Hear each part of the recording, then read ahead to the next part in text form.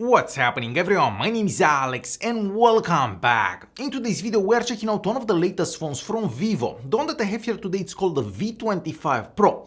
Now I've also included a camera comparison between this phone and my iPhone 13, and if you are here and you just want to see that camera comparison, well, that starts at this minute of this video. But before we get to that, I also want to talk about the phone for a bit. Starting with a bit of an unboxing, well, in the box you're going to find the case for the device. Of course, we have the user manual, we have a USB-C to a 3.5mm audio jack adapter, we have some wired earbuds, and then we have a 66 watt fast charger. So if you're using the charger that comes in the box, you can charge this device from 0 to 100 in about 50 minutes, so pretty fast charging. And inside the device we also have a 4830 milliamp hour battery. Now on one charge, depending how you use the device, you can get up to 10 hours of screen time, maybe even a bit more if you're just watching videos, just to give you an example. But of course, if you're just playing games on the phone, you're definitely not gonna get those 10 hours of screen on time. The phone is powered by the MediaTek Dimensity 1300 that's paired with 12 gigs of RAM and 256 gigs of internal storage. You can also get this phone with less RAM and less internal storage, and of course the price will be lower. My device gets an Antutu benchmark score of just over 700,000, and even though this score may not be as high as a flagship, you already know that when you get a score this high, the device will perform good for pretty much anything. So it doesn't matter if you're playing games on it, if you're just scrolling up and down on Facebook or on Chrome, the device is super quick for pretty much anything that you're gonna do on it. The device runs FunTouch OS 12, which is based on Android 12 of course, and even though the OS is pretty smooth and fast for pretty much everything that you're gonna do, so scrolling in between apps, moving in between apps, switching in between apps, closing apps and so on, there are a lot of applications that come pre-installed that you're gonna have to uninstall. So a lot of games, a lot of apps that you're never gonna use. On top of that, it does give you notifications every so often telling you to install more apps or try new features and so on. So it will take you a couple of hours to uninstall everything and get the device just as you want it. So that is the downside for FunTouch OS 12 in my opinion. The phone looks and feels pretty good as well, I'm gonna say. You do get that premium feel whenever you're holding it in your hand, so it doesn't feel like a cheap phone. The frame around the device here is made out of metal. The back here could be made out of plastic, maybe this is glass. I can't really tell without scratching it or breaking it. And the back also changes the color when exposed to UV light, so basically sunlight. So if you hold your hand over it and it's exposed to sunshine, it will change color. Of course, it will go back to the normal color once out of that UV light. But you can get some cool designs on the back. There's something that I haven't actually seen with any other device up until now. On the front of the device, we have a 6.56 inches AMOLED screen with a refresh rate of 120 Hz. And very important, the maximum brightness for this screen is 1300 nits. So you can definitely see the phone in direct sunlight. So the screen gets just as bright as a flagship, actually brighter than some flagships out there. So a very good looking screen, I'm gonna say. And we also have curved edges around the screen. Now personally I would have loved to see this phone with a flat screen, but I guess they use these curved edges to have a more premium looking design, but personally I would have loved to have a flat screen. We also have an in-screen fingerprint scanner. This one works pretty good. It takes about half a second from the time you actually touch the screen for the phone to unlock. And if you don't want to use the in-screen fingerprint scanner, there is always the face unlocking feature that's available. But keep in mind that whenever you're using the face unlocking, that's done through that front-facing camera. That's a 32 megapixel sensor. So the face unlocking is not as secure as the fingerprint scanner or a passcode, so keep that in mind. The phone can also take two SIM cards at the same time, but keep in mind that it cannot take an SD card. And one thing I've noticed is the fact that we only have one speaker. So the speaker is positioned at the bottom here. And with a lot of other cheaper phones that I've tried, we get two speakers, one at the top, one at the bottom. Well, this device gets only one speaker, so it's kind of hoping for two, since this is the Pro version of this device. I also have the regular version of this device, which is the V25. So to quickly conclude this mini review, just before we start that camera comparison, the phone looks and feels pretty good, so it doesn't feel like a cheap phone by any means. I absolutely love the screen on it. At this price range, this is probably one of the best screens that I've seen. I love the fact that I can actually see the screen in direct sunlight. We also get pretty decent battery life, fast charging on it, the fingerprint scanner works good.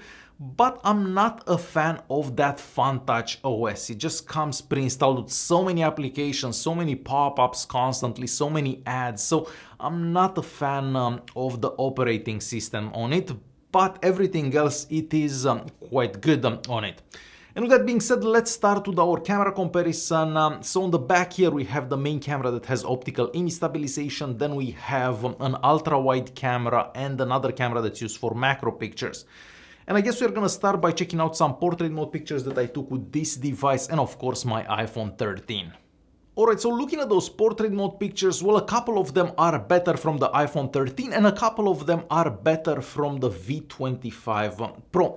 I did notice that the V25 Pro also does a bit of skin smoothing, so I'm not a fan of that skin smoothing. But overall, I can't really say that one does better than the other one for portrait mode pictures. Definitely leave a comment down below and let me know your thoughts. Next, we're gonna move on and check out some zoom pictures. For zoom pictures, I've done 5x zoom, and even though neither device has a telephoto lens, the V25 Pro does better in every single picture, like much better than the iPhone 13. So if you're gonna choose a phone to do any type of zoom pictures, the V25 Pro will do better. Moving on to some pictures that I took with the ultra-wide cameras on the back of the two devices, well, the first thing I've noticed here is the fact that the iPhone 13 has the somewhat wider field of view, so you can see a bit more in those pictures taken by the iPhone 13. Now for colors, in certain pictures the iPhone 13 has more saturated colors, in some pictures the V25 Pro has more saturated colors. So I think it depends on the location where you're actually taking those pictures. For sharpness, they seem to be fairly similar, but I did notice in a couple of pictures the dynamic range is better in those pictures taken by the iPhone 13. But overall, I can't really say that one does better than the other one for those pictures taken with the ultra-wide cameras. But once again, leave a comment down below and let me know your thoughts. As for the pictures taken with the main cameras, of course all the pictures were taken on auto mode and maybe a second apart from each other. Well, here I've noticed that the V25 Pro is using a bit more saturated colors, so you could say those pictures are more Instagram ready. But I feel that most people will actually prefer the pictures from the V25 Pro. I've also noticed that the dynamic range in most pictures is better from the V25 Pro. So for the main camera, I almost feel like the V25 Pro does better than the iPhone 13. But once again, leave a comment down below and let me know your thoughts. And I'll let you guys watch a few more pictures just before we move on to those nighttime pictures that I took.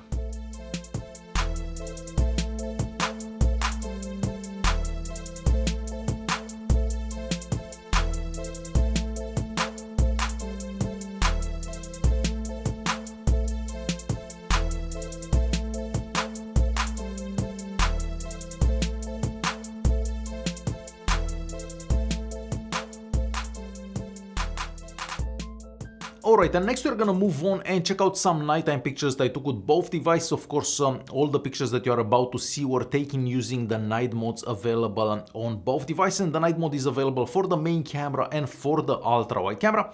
And we are starting with the pictures that I took with the main cameras.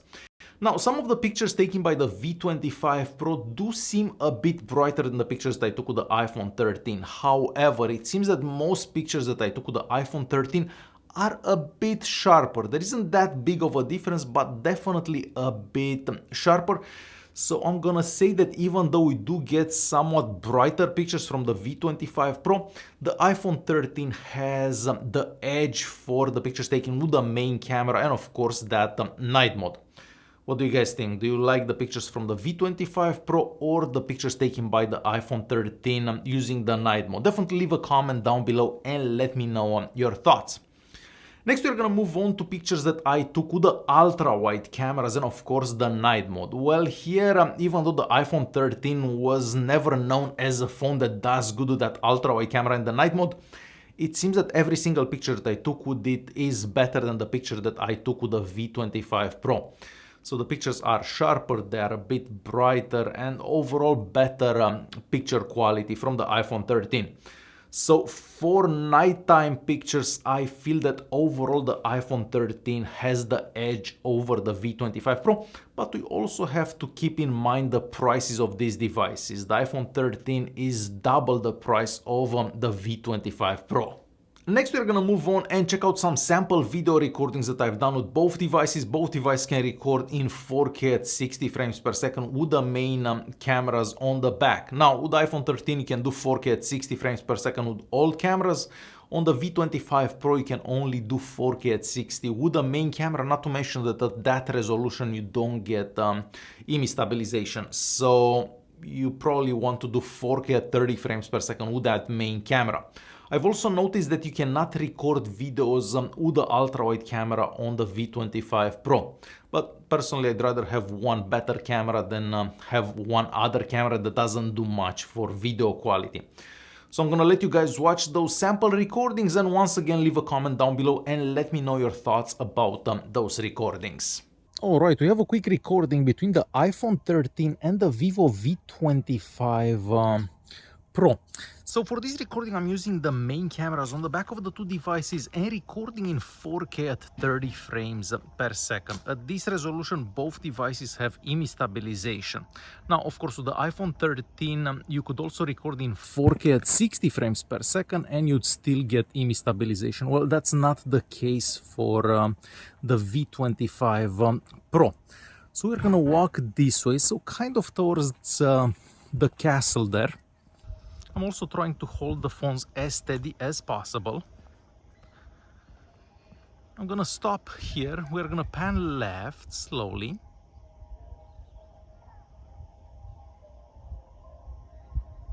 And back right. I'll start walking towards my bicycle.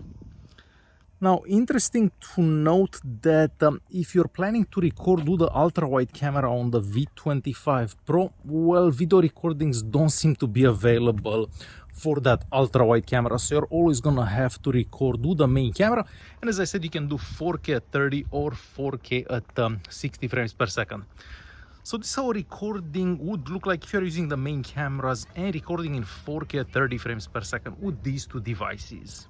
And of course, I also wanted to show you how the front-facing cameras on these two devices can record. So of course, if you're using the iPhone 13, the maximum recording resolution for this device is 4K at 60 frames per second, where the maximum recording resolution for the V25 Pro is 1080p at 60 frames per second. So you're not going to be able to record in 4K with that front-facing camera.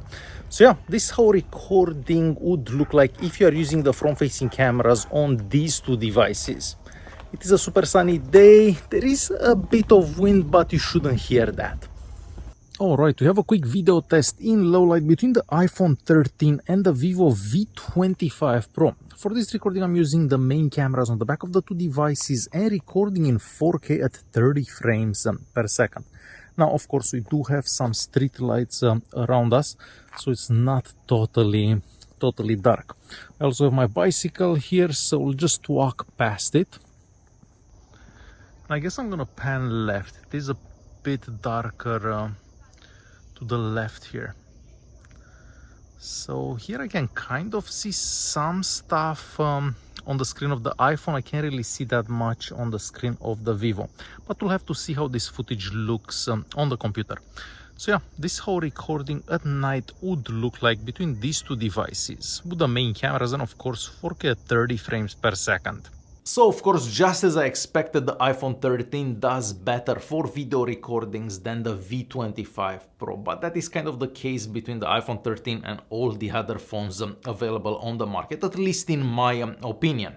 Next, we're gonna move on and check out some selfies. Well, for daytime selfies, I kind of prefer the pictures that I took with the iPhone 13.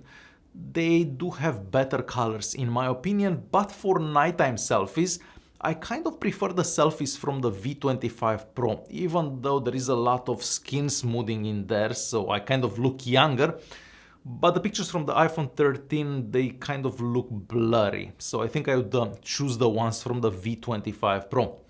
So there you have it. What do you guys think about the V25 Pro and the cameras on it? Is it good enough for the price? Should have been better? What do you think compared to the iPhone 13? definitely leave a comment and let me know your thoughts. Thanks for watching, and I'll see you guys in the next one.